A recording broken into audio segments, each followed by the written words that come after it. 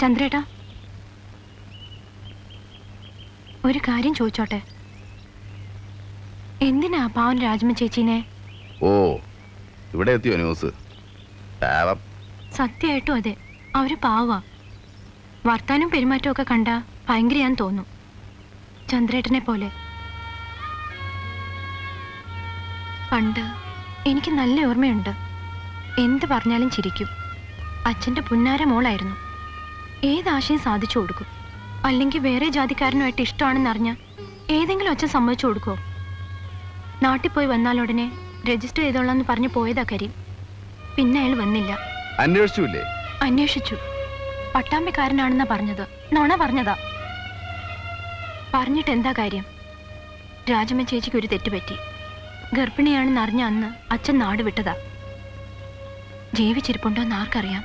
പിഴച്ചുണ്ടായതാണെങ്കിലും സ്വന്തം കുഞ്ഞിനെ കൊന്നാളല്ലേ? നാട്ടുകാർക്ക് എന്താ പറയാൻ പാടില്ലാത്ത? അത് ചാപ്പിള്ളയായിരുന്നു.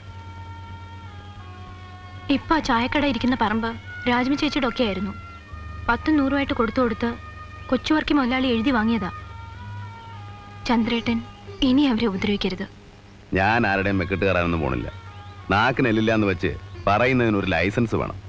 പെണ്ണുങ്ങൾ നിലത്ത് നിന്ന് വളരണം, അല്ലെങ്കിൽ ഇനിയും കൊള്ളുവോളതല്ല്.